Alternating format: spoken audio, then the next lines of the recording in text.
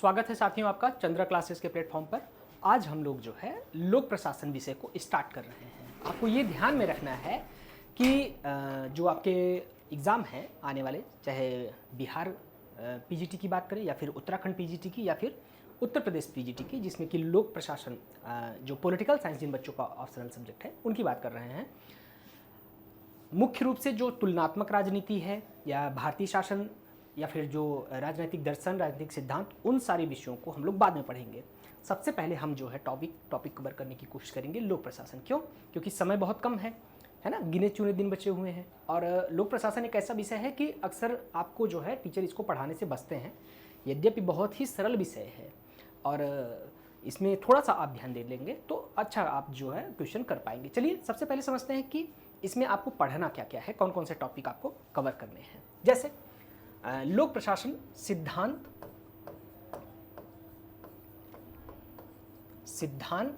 अर्थ, क्षेत्र, है ना। एक टॉपिक आपको ये कवर करना है लोक प्रशासन के बारे में, है ना। और आगे जो है दूसरा जो है वह है लोक प्रशासन वर्सेस निजी प्रशासन। लोक प्रशासन और निजी प्रशासन को तुलनात्मक रूप में पढ़ना है।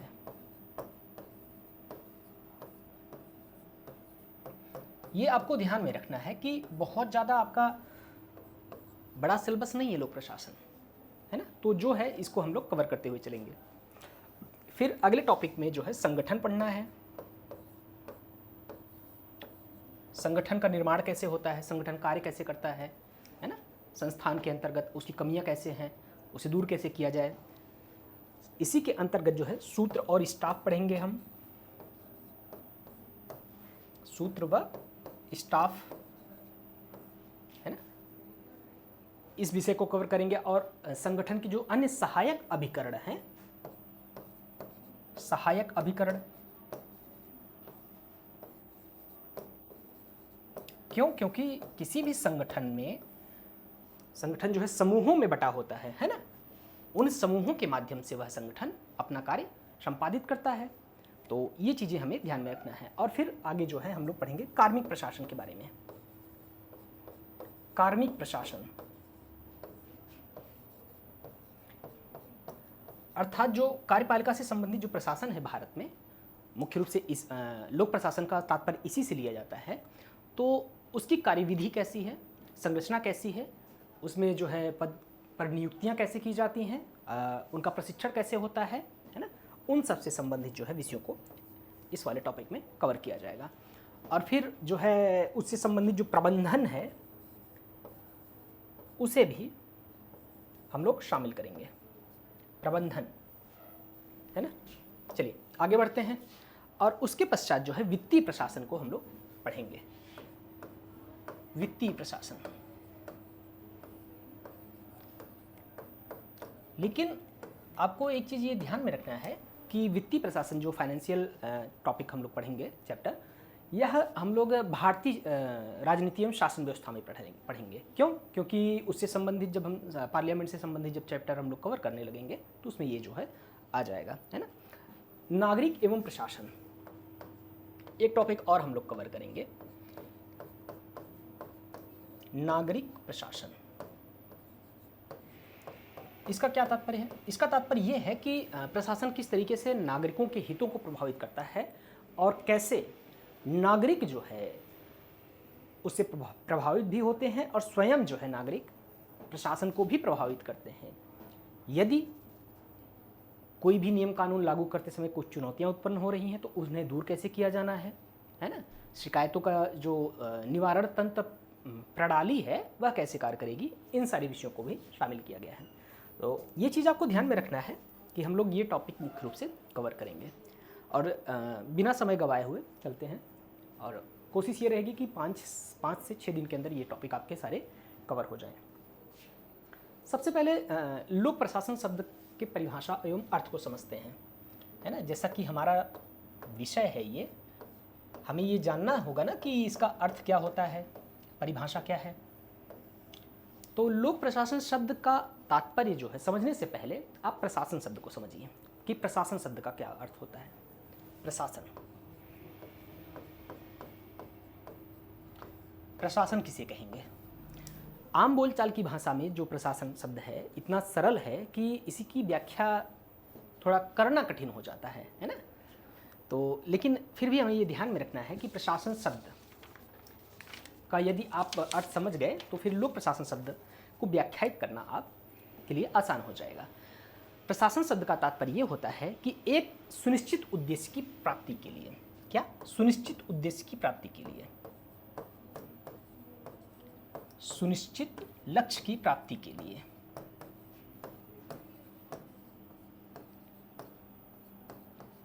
लक्ष्य की प्राप्ति के लिए व्यक्तियों का समूह या संगठन जो है जब आपस में मिलकर कार्य करने लगे तो उसे क्या कहेंगे? हम प्रशासन कहेंगे, है ना। जब कार्य करने लगे तो हम उसे क्या कहेंगे? प्रशासन के रूप में उसे शामिल करेंगे, है ना। यह एक सामूहिक क्रिया है।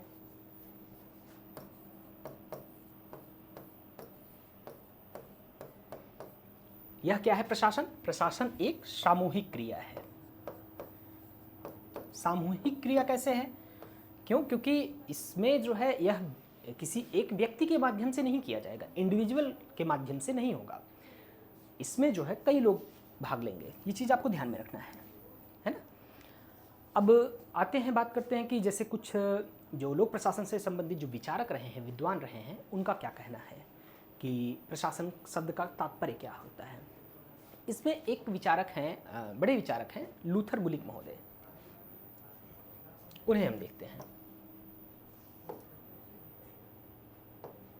क्या नाम है इनका? गुलिक महोदय। इनका क्या कहना है? गुलिक महोदय कहते हैं कि प्रशासन मुख्य रूप से प्रशासन का संबंध कार्यों को संपन्न कराने से है। क्या है? प्रशासन का संबंध कार्यों को संपन्न कराने से है, जिससे कि निर्धारित लक्ष्यों की प्राप्ति हो सके। प्रशासन का संबंध कार्यों को संपन्न कराने से है, संपन्न कराने से है,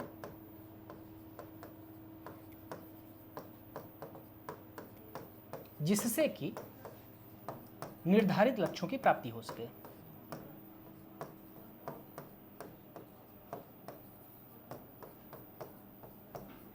निर्धारित लक्ष्यों की प्राप्ति की जा सके।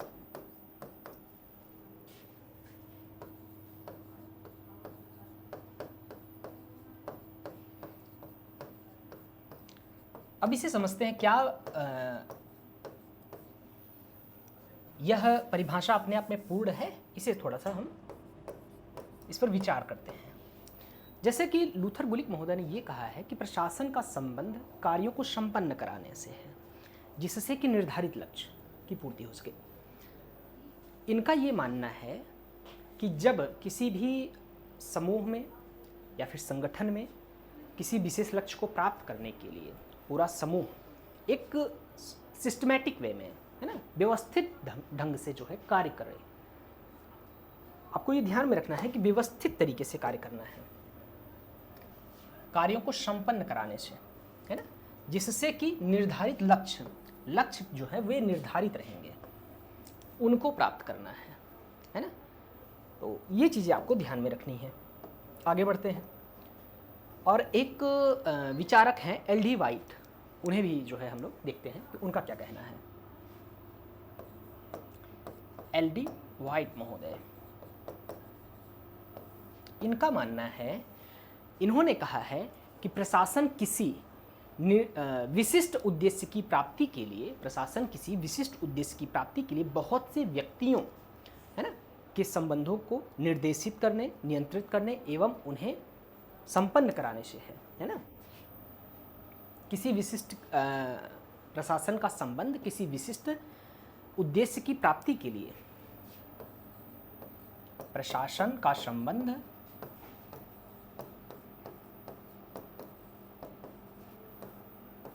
किसी विशेष उद्देश्य की प्राप्ति के लिए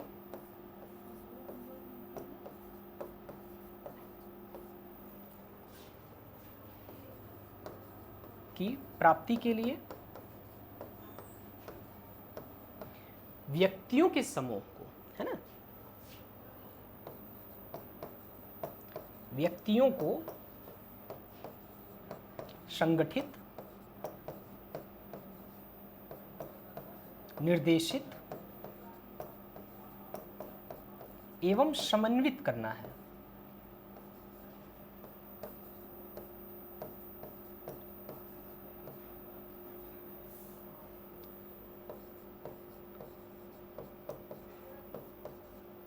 है ना, ये जो है एल.डी. वाइट महोदय का कथन है।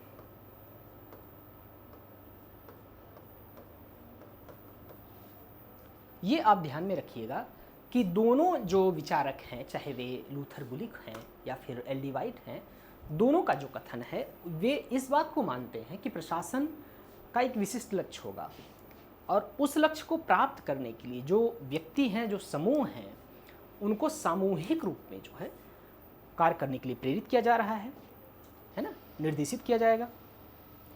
ये हो गया प्रशासन का अर्थ। अब हम पढ़ते हैं लोक प्रशासन का क्या अर्थ होता है।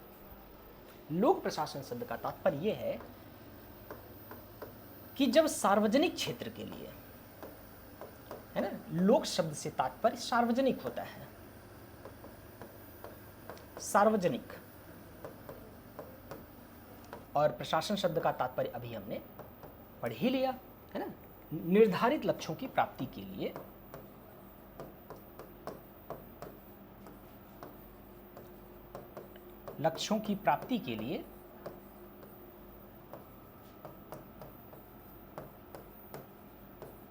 जो है समूह को संगठित करना, उसे प्रेरित करना, उसे निर्देशित करना, समन्वित रखना, है ना, इन सारे विषयों को शामिल किया जाएगा।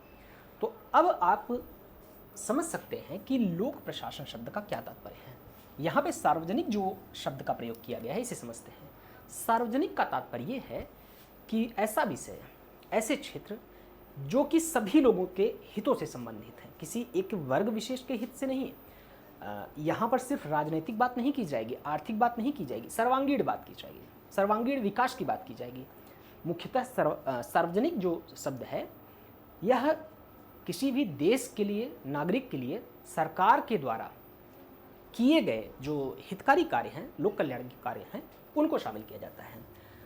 तो आप कह सकते हैं इसे कि लोक प्रशासन शब्द का तात्पर्य ये होता है कि सरकार के द्वारा सार्वजनिक क्षेत्र में किए गए वे कार्य जिससे कि किसी विशिष्ट लक्ष्य की प्राप्ति हो सके, है ना, और लोगों को निर्देशित किया जा सके, समन्वित किया जा सके और संगठित किया जा सके। ये आप अपने शब्द में परिभाषा समझिए। क्यों? क्योंकि सिर्फ मात्र पीपीटी के माध्यम से यदि हम किसी से टाइप करवा के और बस अक्षर सा आपको यहाँ पर लिख कर वैसे गोला गोला बना दिया जाए, तो आपकी अपनी जो मौलिकता है ना, जो चिंतन शैली है, वह विकसित नहीं हो पाएगी। और जरा सा भी अगर क्वेश्चन घुमा के पूछ लिया जाता है सिद्धांत और व्यवहार, तो फिर जो है वहीं पर गलतियाँ हो जाती हैं। तो ये आपको ध्यान में रखना है कि आपको आपके कॉन्सेप्ट क्लियर होने चाहिए। कॉन्सेप्ट क्या है कि लोक शब्द का तात्पर्य आप समझ गए, प्रशासन शब्द का तात्पर्य समझ गए। अब आपको समझ में आ जाना चाहिए कि लोक प्रशासन का अर्थ क्या है ना। चलिए अब हम पढ़ते हैं, एक विचारक है निग्रो महोदय। अच्छा, इसके पहले आप ये समझिए कि लोक प्रशासन का उद्भव कैसे होता है ना। बहुत इंटरेस्टिंग है लोक प्रशासन का विकास कैसे हुआ। पहले जो है लोक प्रशासन शब्द यह विषय के रूप में नहीं था, यह राजनीति विज्ञान के ही एक पार्ट के रूप में अध्ययन किया जाता था। लेकिन वर्तमान में इसे एक अलग जो है विषय के रूप में अध्ययन किया जाता है। सरकार, सबसे पहले जैसे हमने क्या कहा कि यह राजनीति के अंतर्गत जो है इसे शामिल किया गया था, है ना। क्योंकि सार्वजनिक क्षेत्रों के जो कार्य हैं वह एक राजनीतिक गतिविधि है, सरकार के द्वारा किया जाना है, तो इसलिए जो है इसे राजनीतिक विषय के अंतर्गत शामिल किया गया था। लेकिन उसके पश्चात क्या हुआ, अब इसे लोक प्रशासन को एक नए विषय के रूप में शामिल किया गया है। अब राजनीति का विकास कैसे होता है, सबसे पहले हम उसे समझते हैं। राजनीति का जो विकास हुआ था मध्यकाल में, मध्यकाल में क्या था? मध्यकाल में जो राज्य का स्वरूप था वह कठोर था, है ना? आप कह सकते हैं कि एक ऐसी संरचना थी जिसमें कि जो पुलिस राज्य है ना, उसकी प्रधानता थी, या फिर जो धार्मिक हस्तक्षेप था। यूरोपीय जो मध्यकाल हम पढ़ते हैं उसमें जो है राज्य में चर्च की जो है चर्च का हस्तक्षेप अधिक था। उसके पश्चात जब सुधार हुए धीरे धीरे, तो राज्य का कार्य क्या था? राज्य का कार्य सिर्फ और सिर्फ प्रशासन करना, है ना? प्रशासन से बेहतर होगा कि आप ये समझिए कि शासन करना, शासन और शांति व्यवस्था बनाए रखना, है ना? उसके पश्चात क्या? लोगों की सुरक्षा करना, नागरिकों की सुरक्षा, मतलब बाह्य आक्रमण से। यहां पर आक्रमण, युद्ध और किस चीज की सुरक्षा करना? संपत्ति की सुरक्षा।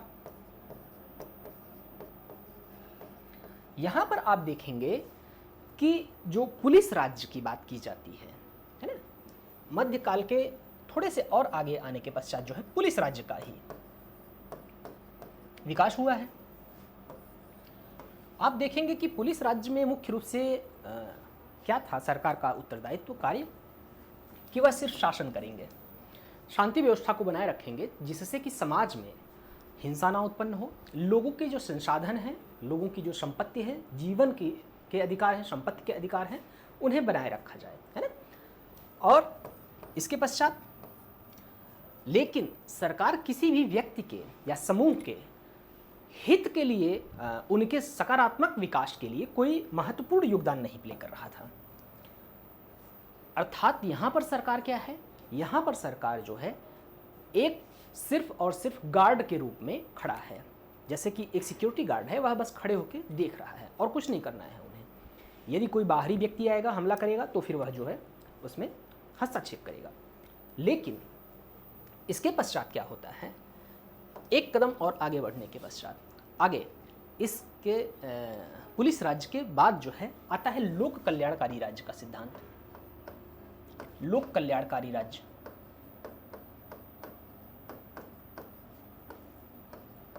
यहां पे जो है राज्य की भूमिका जो है बदल जाती है।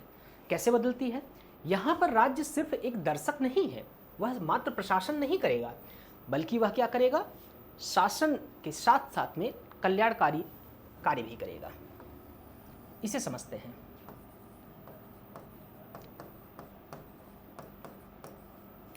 कल्याणकारी कार्य जैसे विभिन्न प्रकार की योजनाएं निर्मित करना, जिससे कि गरीबी दूर हो सके। गरीबी, शिक्षा, स्वास्थ्य, है ना? आप देखेंगे वर्तमान समय में हर एक सरकारें, जो लोकतांत्रिक सरकारें हैं, वे क्या कर रही हैं? तमाम प्रकार की ऐसी योजनाएं चला रही हैं जिससे कि गरीबी दूर हो सके, शिक्षा व्यवस्था में सुधार किया जा सके, है ना? और स्वास्थ्य व्यवस्था जो है बेहतरीन हो सके। क्यों? क्योंकि इसके माध्यम से नागरिक जो है उनका जीवन सरल होगा और उनका विकास होगा, अंततः जो है राष्ट्र का विकास होगा। अब आप देख रहे हैं कि राज्य अर्थात सरकार सिर्फ सिक्योरिटी गार्ड की तरीके से नहीं खड़ा है। शांति सुरक्षा बनाए रखना वो तो है ही, लेकिन उसके साथ साथ में सकारात्मक योगदान दे रहा है। क्या? सकारात्मक योगदान, है ना? आप कह सकते हैं एक एक्टिव रोल प्ले कर रहा है। और अब सरकार सिर्फ उसके जो मूल आदर्श हैं, ये नहीं है कि शासन कर देना, बल्कि सुशासन स्थापित करना। सुशासन स्थापित करना,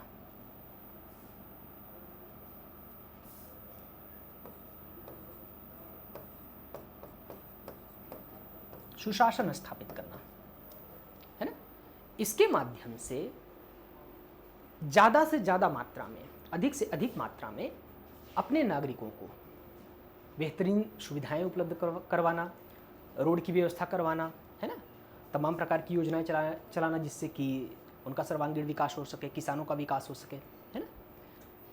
तो ये चीज़ें आपको ध्यान में रखनी है। अब क्या हो गया, यहाँ पर सरकार एक एक्टिव रोल प्ले कर रही है। अतः जो है हम क्या कह सकते हैं कि अब सरकारें जो है लोक कल्याणकारी राज्य के स्वरूप को प्राप्त कर चुकी हैं।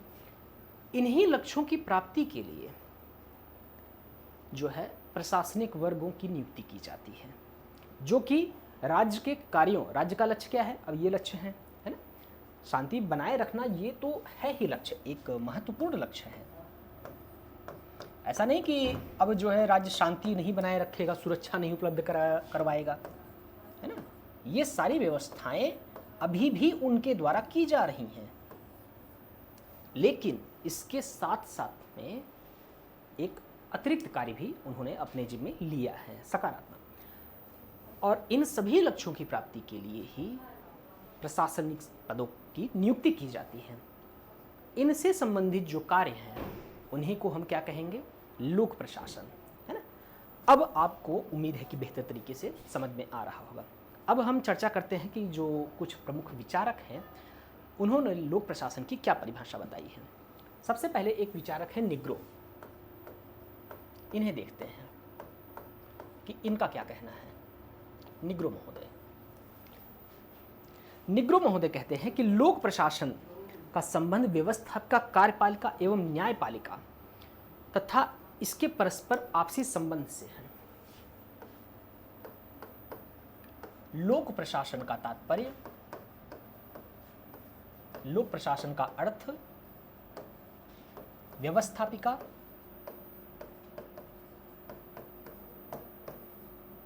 कार्यपालिका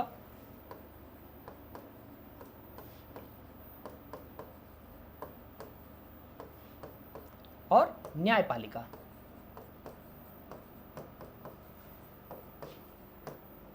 के परस्पर आपसी संबंधों से है।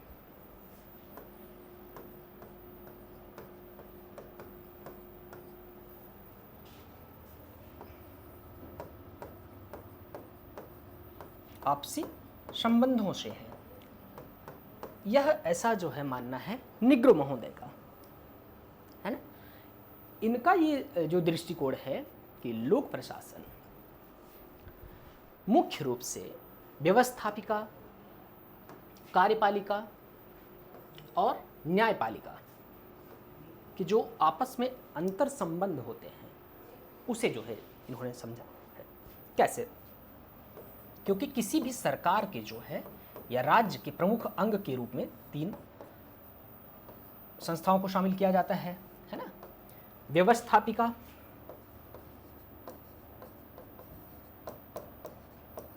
कार्यपालिका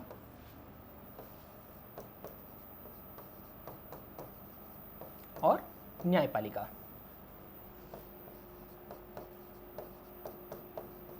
अब इसे समझते हैं। जैसे कि इन्होंने कहा है, निग्रो जी ने,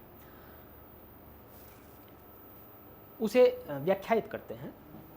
सरकार का क्या लक्ष्य है? अभी हम लोगों ने इसको समझा कि लोक कल्याणकारी राज्य की अवधारणा है। तो व्यवस्थापिका क्या करेगी? यह जो है विधियों का निर्माण करेगी, है ना। व्यवस्थापिका के द्वारा नियम कानून का निर्माण किया जाना है। उन नियमों कानूनों को लागू कौन कर रहा है? कार्यपालिका, है ना। और जो लक्ष्य हैं यदि उनको प्राप्त करने में जो है नियमों कानूनों का उल्लंघन किया जा रहा है, अर्थात लोगों के अधिकारों का अतिक्रमण किया जा रहा है, तो यहाँ पर जो है न्यायपालिका का भी रोल आ जाता है। अतः आप कह सकते हैं कि व्यवस्थापिका, कार्यपालिका और न्यायपालिका की जो आपसी संबंध हैं, अंतर संबंध हैं, उसके आधार पर निग्रो का कथन सही है कि व्यवस्थापिका का संबंध जो है लोक प्रशासन का अर्थ व्यवस्थापिका, कार्यपालिका एवं न्यायपालिका के परस्पर आपसी संबंधों से हम कह सकते हैं, इसे देख सकते हैं। आगे चलते हैं। लूथर गुलिक महोदय का कथन हम देखते हैं। इन्होंने क्या कहा? अच्छा, गुलिक महोदय एक ऐसे हैं कि जिनका लगभग लोक प्रशासन में एक महत्वपूर्ण योगदान है, और सभी चैप्टर में जो आप लोक प्रशासन के पढ़ेंगे उसमें एक प्रमुख विचारक के रूप में इनके कथन रखे जाते हैं और कई बार एग्जाम में डायरेक्ट पूछ लिए जाते हैं कि निम्न में से कौन सा कथन जो है लूथर गुलिक का है, या फिर कोई एक कथन दिया रहेगा उसमें जो है 4 ऑप्शन रहेंगे, तो लूथर गुलिक, निग्रो, एल डी वाइट, है ना। इस प्रकार से कुछ प्रशासनिक जो विचारक हैं उनसे संबंधित ऑप्शन आपके रह सकते हैं। तो लूथर गुलिक महोदय का क्या कहना है कि लोक प्रशासन वह विज्ञान है, लोक प्रशासन का वह विज्ञान है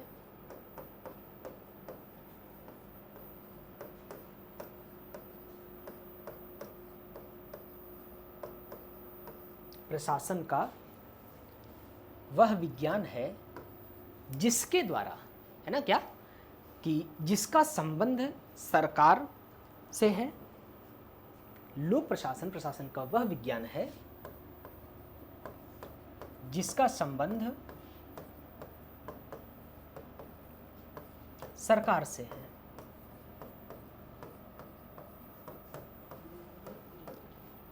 प्रमुखतः कार्यपालिका से, है ना। इनका यह मानना है कि सरकार का तात्पर्य है प्रमुखतः कार्यपालिका से, लेकिन व्यवस्थापिका एवं न्यायपालिका से भी यह अपने संबंध स्थापित करते हुए प्रतीत होता है ना। लेकिन इसके अंतर्गत व्यवस्थापिका व न्यायपालिका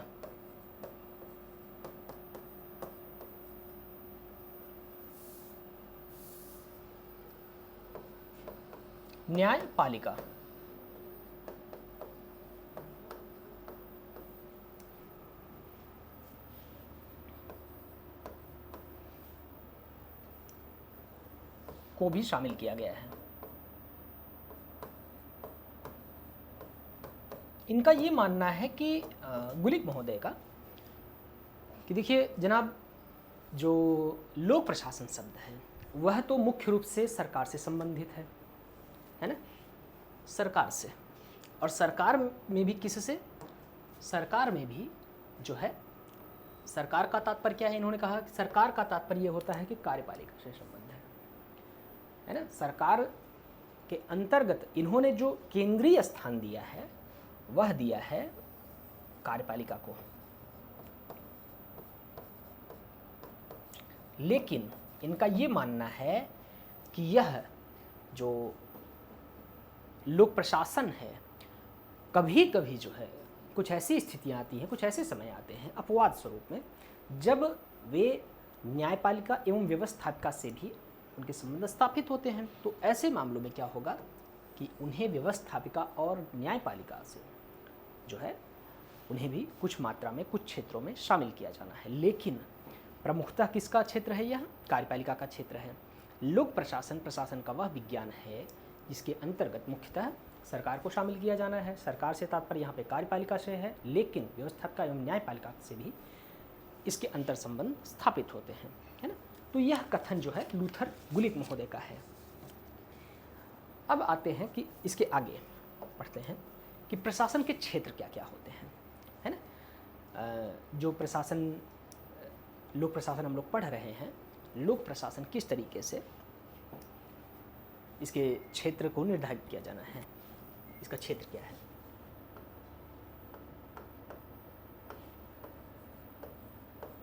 लोक प्रशासन के क्षेत्र, अच्छा, इसमें आपको ये ध्यान में रखना है कि इससे तात्पर्य ये है कि क्या यह सीमित मात्रा में कार्य करता है या असीमित मात्रा में कार्य करता है ना। कुछ विद्वानों ने इसे सीमित क्षेत्र माना है, इसका कार्य क्षेत्र, कुछ विद्वानों ने इसका कार्य क्षेत्र जो है असीमित माना है ना। तो ये चीज़ें आपको ध्यान में रखना है, मतलब सीमित दृष्टिकोण या फिर व्यापक दृष्टिकोण, है ना, आप कह सकते हैं। तो सबसे पहले हम बात करते हैं कि व्यापक दृष्टिकोण कौन कौन से विचारक अपनाते हैं।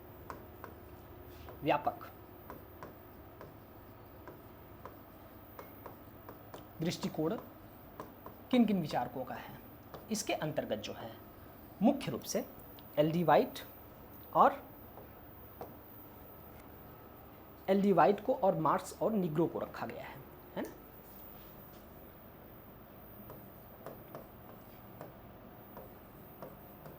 एल.डी. वाइट, मार्क्स और निग्रो,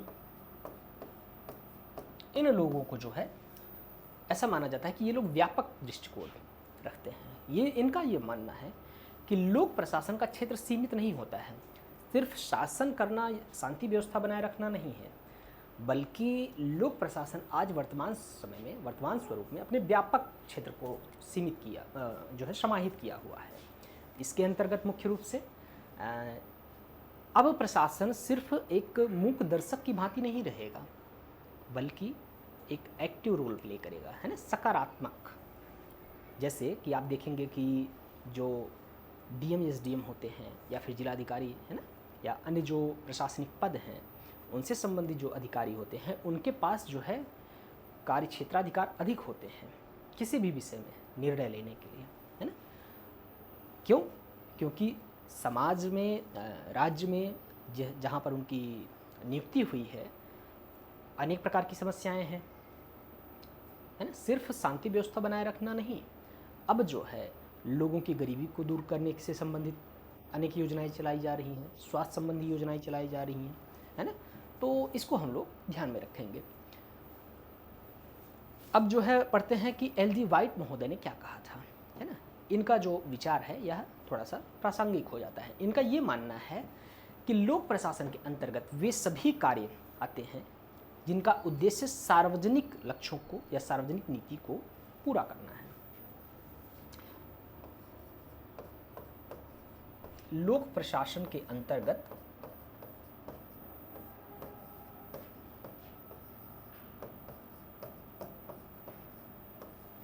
वे सभी विषय आते हैं, वे सभी क्षेत्र आते हैं, क्षेत्र व विषय आते हैं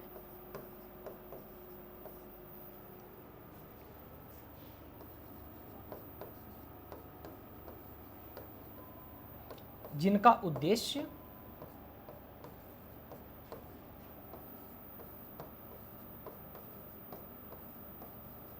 सार्वजनिक लक्ष्यों की प्राप्ति करना है।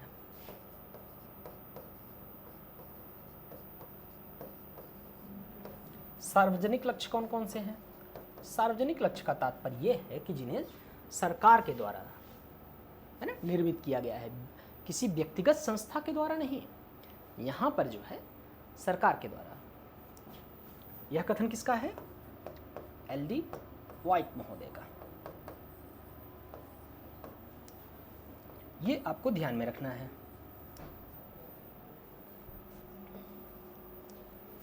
ना, और इसे याद रखना है। क्यों? क्योंकि एग्ज़ाम में कई बार ये कोटेशन के रूप में आपसे पूछ लिया जाएगा। और फिर आगे देखते हैं मार्क्स ने इसके संबंध में क्या कहा है। मार्क्स का क्या विचार है? मार्क्स का कहना है कि लोक प्रशासन का संबंध जो है सार्वजनिक नीति की समस्त क्रियाओं से है। क्या? सार्वजनिक नीति की समस्त क्रियाएं, सार्वजनिक नीति की समस्त क्रियाएं इसके अंतर्गत शामिल की गई हैं,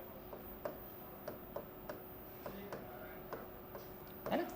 इन लोगों का ये मानना है कि कोई एक विशेष क्षेत्र की बात नहीं होगी, सार्वजनिक नीति से संबंधित जो भी क्रियाएं रहेंगी उन्हें जो है हम लोक प्रशासन के अंतर्गत शामिल करेंगे, ऐसा जो है मार्क्स का मानना है। अब देखते हैं कि कुछ विचारक हैं जो कि संकुचित विचार रखते हैं, संकुचित दृष्टिकोण रखते हैं, मतलब विचार नहीं आप कह सकते हैं, है ना। संकुचित दृष्टिकोण का तात्पर्य यहाँ पर उनका ये मानना है कि लोक प्रशासन जो है उसका क्षेत्र जो है संकुचित है। नहीं तो आप जो है कल का क्लेम करने लगी कि नहीं सर जी तो ये बताए थे कि इनका दृष्टिकोण संकुचित है, तो उनके दृष्टिकोण की बात नहीं हो रही है, उनके नज़रिए की बात नहीं हो रही है। यहाँ पर लोक प्रशासन को लेकर वो क्या समझते हैं उसकी हम चर्चा कर रहे हैं, है ना। तो दूसरा जो है संकुचित क्षेत्र, इन विचारकों का ये मानना है कि देखिए जनाब, जो लोक प्रशासन है ना, वह व्यापक नहीं है। इसका कार्य सिर्फ और सिर्फ सार्वजनिक जो नीतियों से संबंधित व्यवस्थाएं हैं उनका निर्माण करना है ना।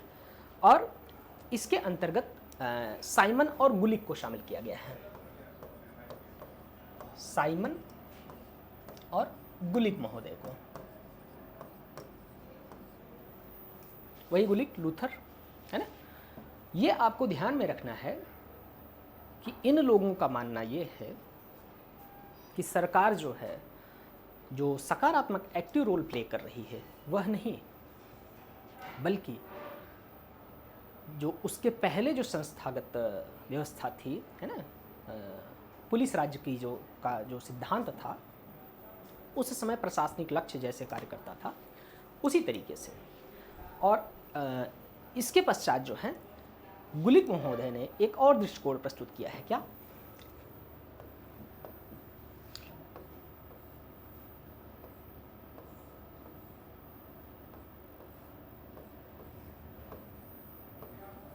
पोस्ट कोर्ब दृष्टिकोण। यह जो है गुलिक महोदय ने प्रस्तुत किया है। इनका क्या कहना है इसको भी समझते हैं, है ना। यद्यपि पोस्ट कोर्ब जो दृष्टिकोण है, इसके जो अक्षर हैं, एक एक अक्षर, उससे संबंधित इन्होंने जो है एक नीति बनाई है। और इनका ये मानना है कि लोक प्रशासन बस यहीं तक सीमित है ना। यद्यपि उर्विक, हेनरी और फेयोल ने, कौन कौन से? उर्विक, हेनरी और फेयोल, ये प्रमुख विचारक हैं जो कि इन्होंने भी पोस्ट कोर्ब दृष्टिकोण, मतलब इससे संबंधित अपने अपने सिद्धांत प्रस्तुत किए हैं। लेकिन आपको मुख्य रूप से जो एग्ज़ाम के दृष्टिकोण से इम्पॉर्टेंट है वह है गुलिक महोदय का, इनका जो सिद्धांत है ना। तो इसे हम समझते हैं व्यापक रूप में। थोड़ा सा कुछ विशेष है नहीं, जो जितने शब्द लिखे गए हैं उन्हीं की व्याख्या है। कौन कौन से शब्द थे? पोस्ट, है ना, कोर्ब, ये शब्द 1 2 3 4 5 6 7 शब्द, है ना। इसी को जो है ये थोड़ा सा डिस्क्राइब करते हैं। पी से क्या हो गया? प्लानिंग, मतलब योजना बनाना। अर्थात सबसे पहले किसी भी जो लोक प्रशासन है, लोक प्रशासन का मुख्य कार्य क्या है कि योजनाओं का निर्माण करना, योजना बनाना सिर्फ, है ना। और ओ का तात्पर्य है ऑर्गेनाइजेशन या फिर संगठन।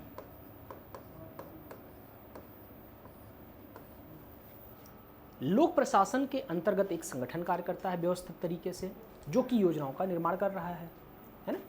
और इसमें यह संगठन कैसे कार्य करेगा? संगठन व्यवस्थित तरीके से कार्य करेगा। उसमें जो है कार्य क्षेत्रों का बंटवारा हुआ रहेगा कि कौन से विभाग को क्या कार्य सौंपा गया है। ऐसा नहीं कि कार्य क्षेत्र का अतिक्रमण होगा, है ना। ये चीज़ें व्यवस्थित रूप में ध्यान देने की बात। और स्टाफिंग, है ना, जो कर्मचारी लोग हैं। अगला जो है क्या है? स्टाफ, है ना, कर्मचारियों की व्यवस्था की जानी है। ये भी तो लोक प्रशासन के ही अंतर्गत शामिल किया गया है ना। और फिर डायरेक्टिंग, अर्थात निर्देश देना, निर्देशित करना कि कार्य क्षेत्र को लेकर किसी भी जो विषय है, जो कोई भी निर्णय लेना है, उसमें एक उच्च पदाधिकारी होंगे जो कि बताएंगे क्या क्या निर्णय लेना है। अर्थात वे जो है निर्देशित करेंगे। कोऑर्डिनेट करना सीओ से, है ना। कोऑर्डिनेशन अर्थात समन्वय स्थापित करना, समन्वय स्थापित करना। कोई भी संस्था यदि कार्य कर रही है ना, यदि उसमें 100 कर्मचारी हैं, आपस में उनमें समन्वय नहीं होगा, सूचनाओं का आदान प्रदान नहीं होगा, सहयोग नहीं होगा, है ना, तो फिर कैसे कार्य करेगा वह विभाग? ये आपको ध्यान में रखने की आवश्यकता है। आगे जो है रिपोर्टिंग, अर्थात रिपोर्ट करना, अर्थात आप कह सकते हैं सूचना पहुंचाना। मान लीजिए ऊपर से कोई आदेश आता है कि ये कार्य करना है, इस तरीके से संपन्न करना है, और उस कार्य को करने में कोई कठिनाई उत्पन्न हो रही है, उसकी भी रिपोर्ट की जानी है। कार्य को यदि पूरा कर लिया गया है, लक्ष्य को प्राप्त कर लिया गया है, तो उसको भी रिपोर्ट करना है, उसकी भी सूचना दी जानी है ना। तो यहाँ पर जो है रिपोर्टिंग से तात्पर्य है कि सूचना के सरल तरीके से, प्रभावी तरीके से जो हायरार्की है, जो क्रम है कर्मचारियों का, उन तक कैसे प्रभावी तरीके से पहुँचाया जा सके, है ना। फिर आगे जो है बी से बजटिंग है, अर्थात वित्त, है ना। ये आप देखेंगे कि ये जो मुख्य रूप से सातों शब्द हैं, इनसे जो है पोस्ट कोर्ब दृष्टिकोण जो है,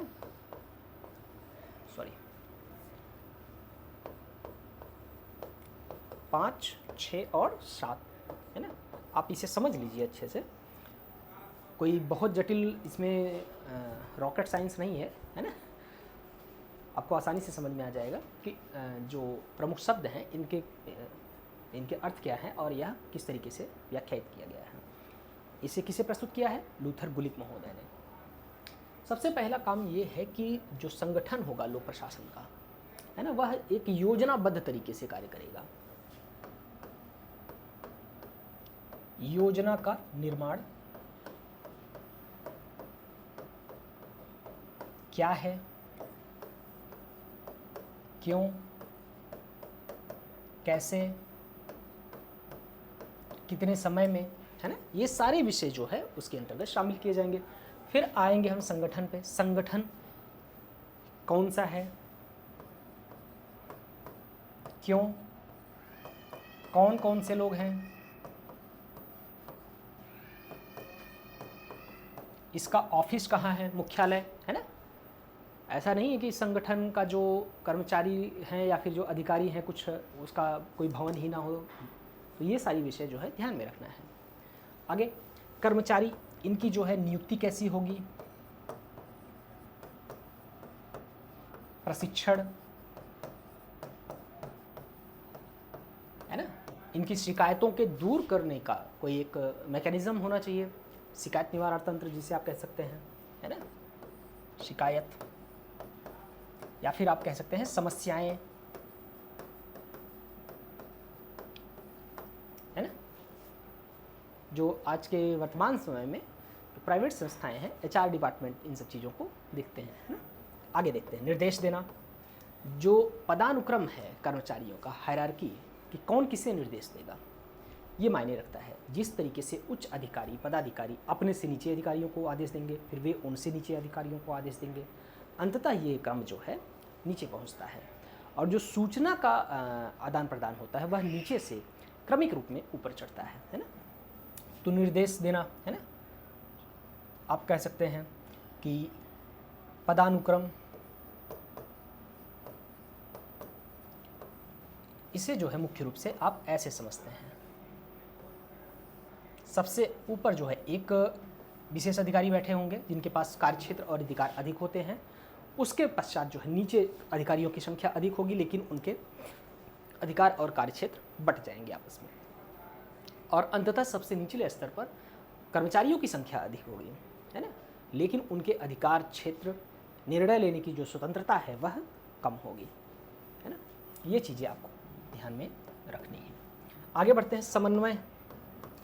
किसी विभाग में यदि आपस में सभी जो समूह के लोग हैं वे आपस में संबंध स्थापित नहीं रखेंगे, समन्वय के साथ नहीं रहेंगे, सहयोगात्मक कार्य नहीं करेंगे, तो क्या आपको लगता है कि संगठन जो है वह अपने लक्ष्य को प्राप्त कर पाएगा? लोक प्रशासन या फिर प्रशासन या कोई भी संस्था हो, वह अपने लक्ष्यों को कदापि प्राप्त नहीं कर सकेगा, है ना।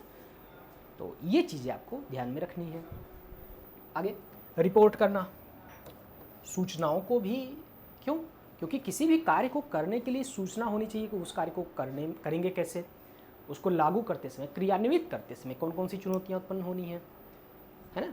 अब मान लीजिए कि जैसे रेलवे के द्वारा जो है कोई कार्य किया जाना है, रेलवे के माध्यम से सूचनाएं पहुंचाई जाती हैं, वस्तुओं का आवागमन होता है, मुख्य कार्य उसका जो है यात्रियों और वस्तुओं का आवागमन होता है। सूचना पहुंचाने का जो कार्य आप ऐसे समझ सकते हैं वह उसका मुख्य कार्य नहीं है, वह उसका सहायक कार्य है। जैसे एक ट्रेन से एक स्टेशन से दूसरे स्टेशन के बीच में जो दूरी है ना, कौन से स्टेशन से जो है ट्रेन चल चुकी है, अगले स्टेशन तक पहुंचने वाली है, उसकी सूचना पहुंचाना, ताकि वहाँ पर जो है पहले से प्लेटफॉर्म को खाली किया जा सके, है ना, और जो व्यवस्थाएं हैं उसको मैनेज किया जा सके।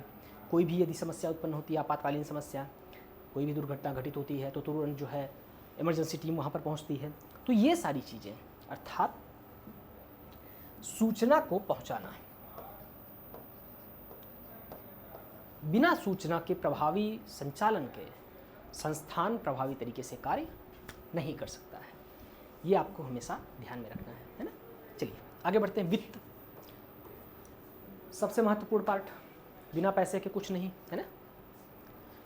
इसका तात्पर्य यह है कि बिना रुपए के, बिना वित्त के, बिना बजट के कोई संस्थान कैसे कार्य करेगा। यद्यपि कुछ संस्थान होते हैं जो कि लाभ रहित शर्तों पर कार्य करते हैं, लेकिन वे जो है प्रभावी तरीके से कार्य नहीं करते हैं, लेकिन उनको भी, उनके लक्ष्यों को भी प्राप्त करने के लिए पैसे की आवश्यकता पड़ती है।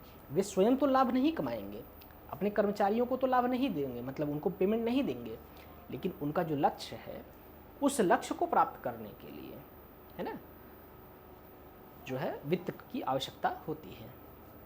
ये चीज़ें आपको ध्यान में रखनी है। अब आते हैं एक अगला जो है लोक कल्याणकारी दृष्टिकोण, इसे समझते हैं।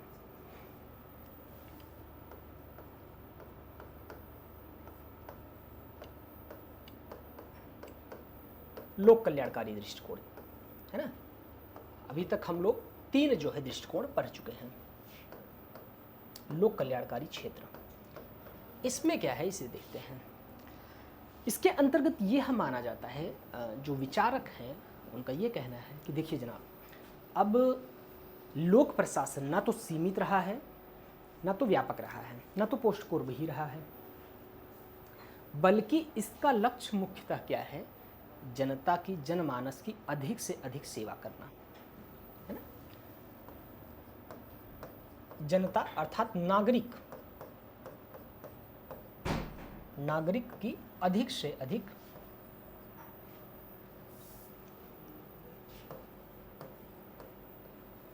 सेवा करना,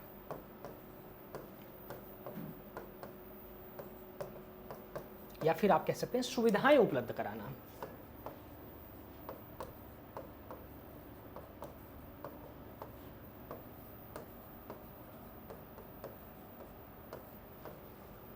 है ना, ये जो है आप इससे सहमत हो सकते हैं।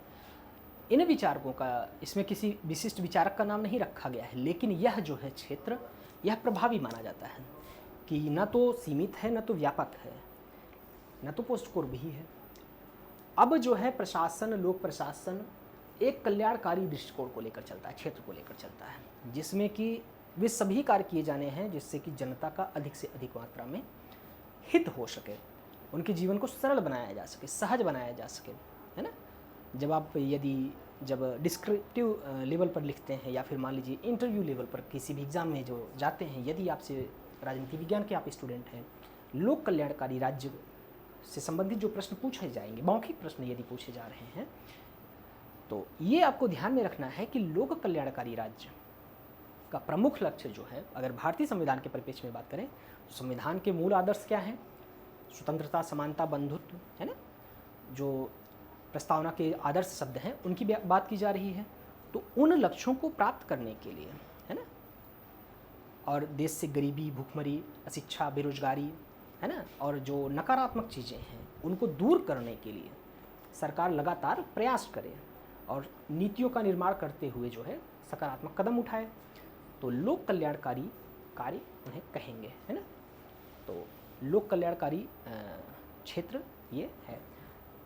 मुख्य रूप से आप ये समझ सकते हैं कि जो पहले प्राचीन समय में जो राज्य का स्वरूप था वह सिर्फ सुरक्षा को लेकर था, सैनिक राज्य आप कह सकते हैं। फिर उसके पश्चात जो है सैनिक राज्य या फिर पुलिस राज्य जो भी है ना, सामंतवादी उसके भी पहले थे, है ना, फिर सैनिक राज्य। लेकिन वर्तमान समय में लोक कल्याणकारी राज्य का सिद्धांत आ गया है जो अभी सबसे ज़्यादा प्रचलित है। चलिए आज की क्लास को यहीं पे रोकते हैं, फिर मिलते हैं कल और आगे टॉपिक कवर किया जाएगा। उम्मीद है कि आपको क्लास पसंद आई होगी और मुश्किल से 4 से 5 दिन के अंदर इस पूरे लोक प्रशासन सब्जेक्ट को कवर करेंगे और उसके पश्चात जो है इससे संबंधित जो PYQ या फिर MCQ है उसको सॉल्व किया जाएगा। और कोशिश ये रहेगी कि जो अभी कम दिन बचे हुए हैं इसमें आपके सिलेबस को अधिक से अधिक मात्रा में टू दी पॉइंट आपको पढ़ाया जा सके। चलिए, ओके, थैंक यू।